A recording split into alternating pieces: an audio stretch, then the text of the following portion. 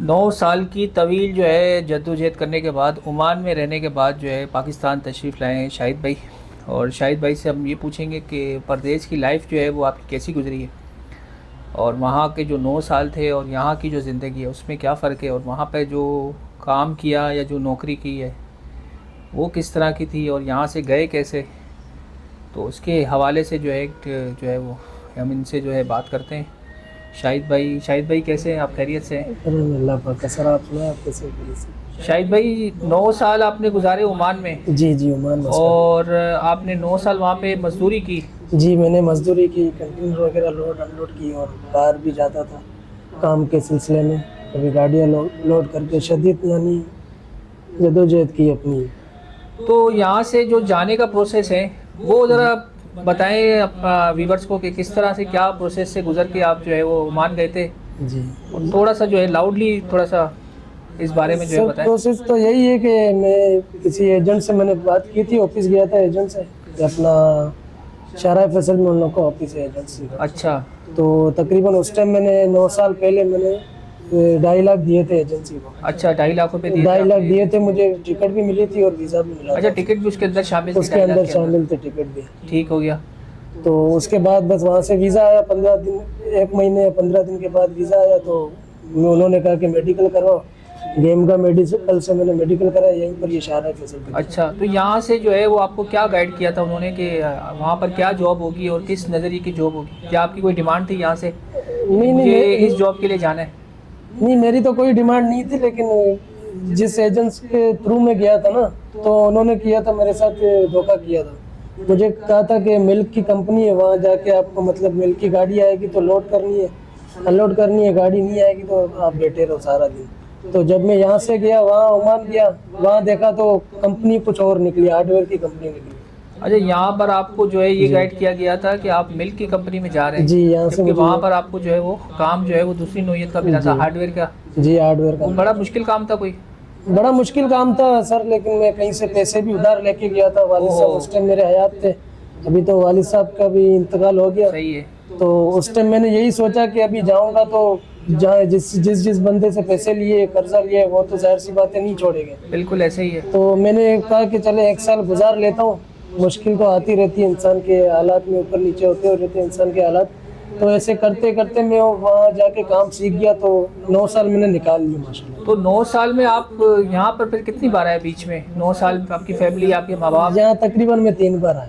9 साल में सिर्फ 3 बार ही आए आप? 3 बार ही घर पे आया। यानी 3-3 साल का वक्फे से आए होंगे 3 तकरीबन। साल के वफे से फिर 4 साल के बाद, यानी टोटल मतलब 3। एक लंबा अरसा आपने जो है परदेश में काटा। जी सर, काफ़ी मुशक्क़त भी परदेश में देखी। और वहाँ की जो है सख्ती काटी। हालांकि जो है लोग जो है अक्सर कहते हैं कि यार जो है वो हमें बाहर जाना है, यूरोप की साइड पे या अमेरिका साइड पे या और दीगर ममालिक में जाने की जो है वो फरमाइश करते हैं। लेकिन इनसे बात करने का मकसद यही है कि जो बाहर की ज़िंदगी है वो भी आसान नहीं होती, बशर्ते कि पाकिस्तान में जो है वो ज़्यादा जो है तकलीफ़ लोग झेल नहीं पाते। तो बाहर जाके ज़्यादा मुश्किलात होती है, फिर चीज़ों को फेस करना पड़ता है, फैमिली भी आपसे दूर होती है। तो एक जो है वो ये बहुत बड़ा मसला है।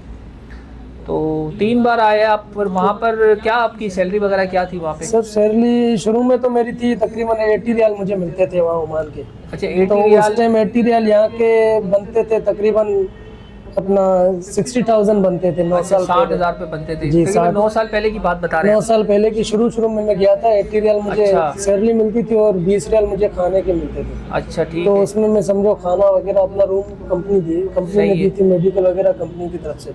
ठीक है। और फिर जब लास्ट आपने छोड़ा तब कितनी सैलरी थी आपकी? तब मेरी 160 थी। 1,60,000 रुपये सैलरी थी? नहीं नहीं, यहाँ 1,60,000। पाकिस्तानी 1,60,000 रुपये थे? नहीं, इतने नहीं थे सर, तकरीबन 1 लाख तक बन जाते थे। अच्छा, मतलब 140 80,000। 150 इतनी मेरी तनख्वाह थी। अच्छा, 1 डेढ़ तक बन जाती थी? 1.5 तक बन जाती डेढ़ तक बन जाती थी। थी। अब यहाँ पर आपको कितना अर्सा हो गया पाकिस्तान में आए हुए? जहाँ तकरीबन 1 साल हो गया, 1 से 2 यहाँ साल। पाकिस्तान में अब आपको 1 साल हो गया।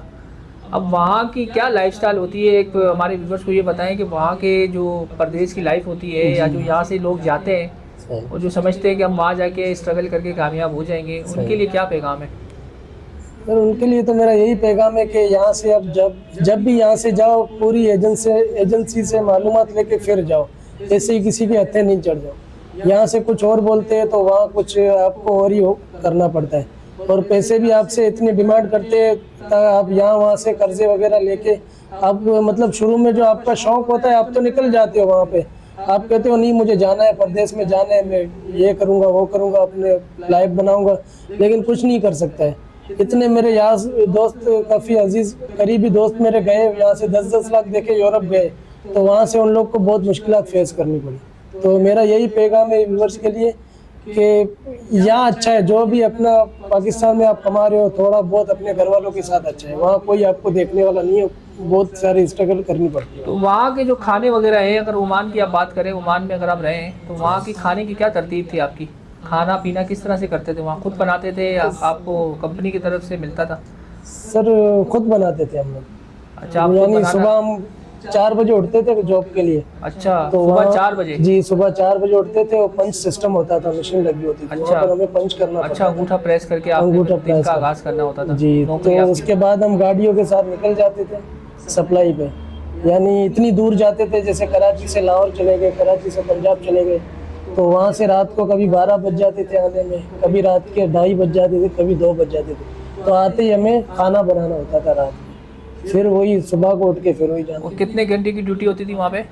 सर ड्यूटी तो बेसिकली 9 घंटे की होती थी, लेकिन अगर बाहर जाते थे तो कोई मतलब टाइमिंग नहीं है, ड्यूटी की टाइमिंग नहीं होती थी। मतलब कभी काम का कोई टाइम नहीं होता था वहाँ काम पे? का कोई टाइम। अगर देखा जाए तो यहाँ पर अगर आप बाहर जा रहे हैं तो बेसिकली तो आपकी 24 घंटे की ड्यूटी होगी ना, क्योंकि आप काम 24 घंटे ना भी करें, लेकिन आप ओवरऑल अगर आउट ऑफ कंट्री है तो वहाँ की नौकरी तो आपकी 24 घंटे की कहलाएगी बज़ाहिर। अगर आपको अगर वहाँ के हिसाब से पैसे मिल भी रहे हैं 8 घंटे के हिसाब से, तो जॉब टाइमिंग तो आपकी 24 घंटे की हुई, क्योंकि आपकी अपनी फैमिली से तो 24 घंटे ही दूर है ना, पूरा पूरा साल या पूरा पूरा महीना या पूरा पूरा हफ्ता ही दूर है, तो उसके हिसाब से तो आपकी नौकरी तो वही 24 घंटे की हुई।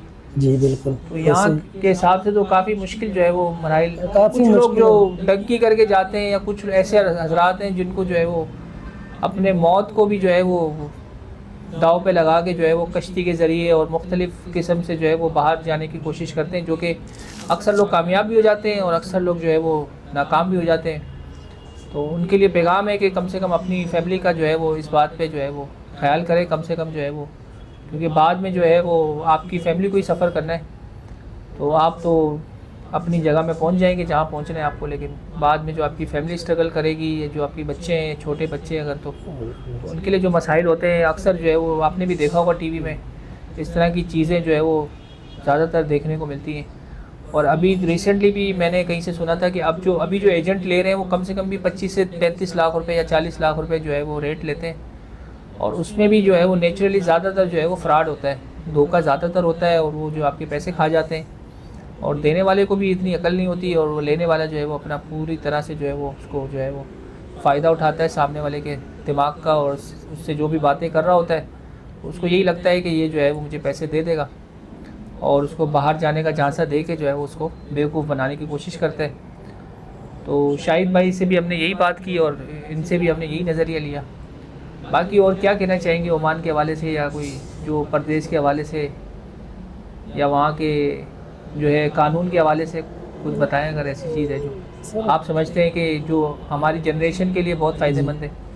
वहाँ का कानून तो माशाल्लाह बहुत अच्छा है। कानून वहाँ का जो कानून है, यहाँ पाकिस्तान में जो मैंने कानून नहीं भी देखा, वहाँ बहुत अच्छा कानून है, और वहाँ हर बंदा अपने कानून को फॉलो करता है। यहाँ पर तो कोई मतलब किसी को फॉलो नहीं कर रहा होता है, वहाँ हर बंदा अपने कानून को, वहाँ की यानी पुलिस है, वहाँ की रेंजर से, उन लोग की काफ़ी रिस्पेक्ट करते हैं लोग। और माशाल्लाह बाकी तो लाइफ स्टाइल परदेश की ये है कि मतलब अपने घर से दूर रहते हो तो वो तो फिर लाइफ स्टाइल अच्छी नहीं होती। अपने घर जैसे जो अपने वतन में, अपने देश पाकिस्तान में लाइफ स्टाइल बंदे की होती है अपने घर वालों के साथ, वो बाहर की तो लाइफ स्टाइल वो तो हर बंदों को पता होगा जो बाहर रह चुके हैं। अच्छा, ये थे शाहिद भाई। अगली बार जो है हम किसी और के साथ जो है कोई एक्सपीरियंस आपके साथ ज़रूर शेयर करेंगे, और ट्रैवल के हवाले से या वीज़ा के हवाले से या इंटरनेशनल कोई ऐसी न्यूज़ के हवाले से लाजमी हम आपसे इस चीज़ को शेयर करेंगे कि किस तरह से जो है वो वीज़ा और किस तरह से हासिल करते हैं, या मुख्तलिफ़ मुल्कों के जो भी वीज़ा होते हैं या जो आने जाने का तरीक़ाकार है, उस पर हम ज़रूर बात करेंगे। अल्लाह हाफ़िज़।